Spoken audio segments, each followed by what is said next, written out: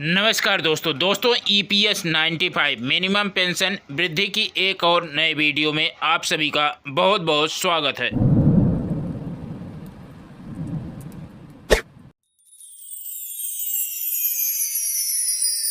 दोस्तों आप सभी ईपीएस 95 पेंशन धारकों को पिछले वीडियो में बताया गया था कि जो मिनिमम पेंशन 3000 रुपये करने की खबर समाचार पत्रों में आई थी। इसको लेकर के एनएसी टीम खोजबीन कर रही थी। कुछ जानकारी मिली जिसके बारे में इस वीडियो में आपको बताया जाएगा। अगर आप इस चैनल पर नए हैं तो चैनल को सब्सक्राइब कर लेंगे और वीडियो को लाइक कर देंगे। पूरा डिटेल में जानकारी जैसे ही प्राप्त हो जाती है आपको नेक्स्ट वीडियो में बताया जाए। दोस्तों आप सभी को बता दें कि अब भारत और पाकिस्तान की लड़ाई समाप्त हो चुकी है, तो अहम जानकारी अब सभी को दी जाएगी। इसी राष्ट्रीय संघर्ष समिति के राष्ट्रीय अध्यक्ष कमांडर अशोक रावत जी के मोबाइल फ़ोन पर 6 और 7 तारीख की रात को एक मैसेज आता है। मैसेज जो भेजा गया था दिल्ली पुलिस की तरफ से आया था। मैसेज व्हाट्सएप पर भेजा गया था। क्या क्यों कुछ लिखा गया था उस मैसेज में, आइए आपको बताते हैं। इस मैसेज में लिखा गया था कि एक कंप्लेंट प्राप्त हुई है। Commander Ashok Rawat ji PM house के सामने आत्मदाह करने वाले हैं, इसलिए बुल्ढाना पुलिस को आदेश दिया जाता है कि कमांडर अशोक रावत जी पर नज़र रखें, उनकी आवाजाही पर नज़र रखें। वे अगर कहीं भी जाएं तो उनकी सूचना नज़दीकी थाने में पहले दें। तभी दिल्ली पुलिस की तरफ से एक कॉल आया और बताया गया कि जो दिल्ली पुलिस की तरफ से मैसेज बुल्ढाना पुलिस को भेजा गया है वह आपको भी भेजा जा रहा है। उसमें जो निर्देश दिए गए हैं उसके हिसाब से अपनी कार्रवाई करें। तो देख सकते हैं व्हाट्सएप पे जो मैसेज आया है, अशोक रावत निवासी नगर पालिका स्कूल नंबर, ये एड्रेस है बुल्ढाना महाराष्ट्र। टेलीफोन नंबर ये है कि एक शिकायत प्राप्त हुई है कि जिसमें का शिकायतकर्ता अशोक रावत प्रधानमंत्री आवास के सामने आत्महत्या करने की धमकी दे रहे हैं, इसलिए यह अनुरोध किया जाता है कि कृपया उस पर नज़र रखी जाए और उसे अपने अधिकार क्षेत्र में संयमित रखा जाए।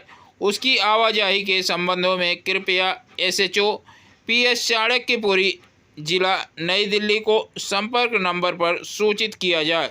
उप पुलिस आयुक्त जिला नई दिल्ली। दोस्तों अगले ही दिन कमांडर अशोक रावत जी ने सुबह एनएसी के कुछ वरिष्ठ पदाधिकारियों से सलाह ली और बताया कि दिल्ली पुलिस की तरफ से दबाव बनाकर आंदोलन को भी दबाने की कोशिश की जा रही है। दोस्तों जहां एक तरफ सरकार के मंत्री से बैठक कर पेंशन बढ़ोतरी पर बातचीत हो रही है और बैठकें की जा रही हैं, और वहीं दूसरी तरफ दिल्ली पुलिस है पीएम हाउस पर आत्मदाह करने की धमकी का कंप्लेंट बनाकर एनएसी की सभी कार्रवाइयों पर रोक लगा रही है, जिससे कि एनएसी की टीम की तरफ से कहीं भी सभाएं और प्रदर्शन ना हो और पेंशनरों की आवाज़ को दबा दिया जाए, क्योंकि मौजूदा सरकार को भी झटका लगा है। एनएसी संगठन ही एक मजबूत संगठन है जो कि ईपीएस 95 के पेंशनरों की लड़ाई को लगातार लड़ रहा है। और भी संगठन हैं लेकिन उनकी आवाज़ साल 6 महीने में एक आध बार सुनने को मिलती है कि पेंशन बढ़ोतरी पर बातचीत की गई। दोस्तों एक एनएसी संगठन है जो वृद्ध पेंशनरों के हित में लगातार काम कर रहा है। जगह जगह पर रोज़ बैठकें और सभाएं की जा रही हैं, जिसके बारे में हर रोज़ सरकार को जानकारी भेजी जाती है। इसीलिए अब दिल्ली पुलिस के द्वारा दबाव बनाया जा रहा है। दोस्तों कमांडर अशोक रावत जी का कहना है कि वे नेवी से रिटायर हैं। उन्होंने नेवी में रह करके पूरे देश की सेवा की अब वे वृद्ध पेंशनरों के हित में काम करेंगे, भले ही सरकार उन्हें गिरफ्तार करके जेल में न डाल दे। दोस्तों, कमांडर अशोक रावत जी ने दिल्ली पुलिस की चेतावनी के बाद भी 9 मई 2025 को श्रीगोना महाराष्ट्र में और 10 मई 2025 को पुणे महाराष्ट्र में जनसभा का आयोजन किया और पेंशनरों का भी समर्थन खूब मिला, जैसे कि आपको पहले भी वीडियो में बताया गया था और आप अभी भी तस्वीरों में देख सकते हैं कि EPS 95 के पेंशनर काफ़ी ज़्यादा संख्या में इस सभा में भाग लिए थे। दोस्तों, 9 और 10 मई को श्रीगोना और पुणे में NAC की तरफ से एक बड़ी बैठक का आयोजन किया गया था, जिसमें कमांडर अशोक रावत जी ने सभी पेंशनरों को संबोधित कर संगठित रहने का आग्रह किया था। तो दोस्तों, इसी तरह से NAC के द्वारा सभाएं आगे भी जारी रहेंगी जब तक EPS 95 के पेंशनरों की मांगें पूरी नहीं की जाएंगी, तब तक आंदोलन और बड़ी बड़ी सभाएं जारी रहेंगी, भले ही पुलिस बल कितना भी दबाव बना ले। दोस्तों, दूसरे दिन सुबह पुलिस अधिकारी ने जो मैसेज भेजे थे उनसे कमांडर अशोक रावत जी ने संपर्क किया और पूछा इस मैसेज को लेकर के। तो पुलिस अधिकारी ने बताया कि हमें नहीं पता है, हमें ऊपर से आदेश मिला था मैसेज भेजने के लिए, तो हमने भेज दिया यह मैसेज।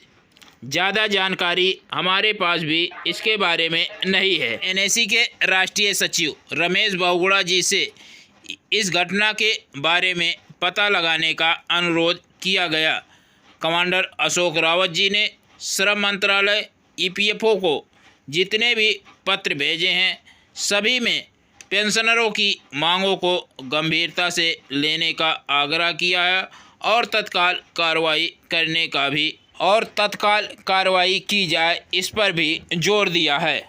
साथ में CPFC से भी कहा गया कि वृद्ध पेंशनरों के द्वारा कोई अनहोनी यदि हो जाती है तो उसका पूर्ण उत्तरदायित्व आपका होगा, क्योंकि EPFO के द्वारा कई वर्षों से वृद्ध पेंशनरों के मामले को टाल दिया जा रहा है। दोस्तों, जिसके कारण वृद्ध पेंशनरों का आक्रोश बढ़ता ही जा रहा है। दिल्ली पुलिस का आस है कि पेंशनर जल्द ही कोई बड़ा आंदोलन करेंगे, इसीलिए वे पहले से सावधानियां बरत रहे हैं कि ऐसा ना हो कोई आफत बन जाए। इसलिए दिल्ली पुलिस पता करके पहले से ही अपना जाल बिछाना शुरू कर दिया है। दोस्तों, EPS 95 की मिनिमम पेंशन 3000 रुपये करने की खबर को ज़्यादा ही फैलाया जा रहा है, जबकि सरकार बार बार टाल मटोल कर रही है। EPS 95 के पेंशनर कई बार श्रम मंत्री, कई मुख्यमंत्रियों, माननीय प्रधानमंत्री श्री नरेंद्र मोदी जी से, वित्त मंत्री निर्मला सीतारमण जी से और भी कई सांसदों और मंत्रियों से NAC टीम मुलाकात कर चुकी है और सभी ने आश्वासन दिया कि काम हो रहा है, लेकिन अभी तक EPS 95 पेंशनरों का कोई भी काम नहीं हुआ। कुछ लोगों का कमेंट है कि NAC कुछ नहीं कर रही है, पर यह ऐसा नहीं है। NAC संगठन पूर्ण जोरों शोरों से संघर्ष कर रही है और जीत भी निश्चित है। दोस्तों, समय कितना भी ले लें, लेकिन EPS 95 की जो मांगे हैं 7500 रुपये प्लस महंगाई भत्ता और मेडिकल सुविधा सरकार को देना ही होगा। दोस्तों, यह वीडियो या जानकारी पसंद आई वीडियो को लाइक करेंगे, इस चैनल पर नए हैं चैनल को सब्सक्राइब कर लेंगे। धन्यवाद। जय हिंद, जय भारत।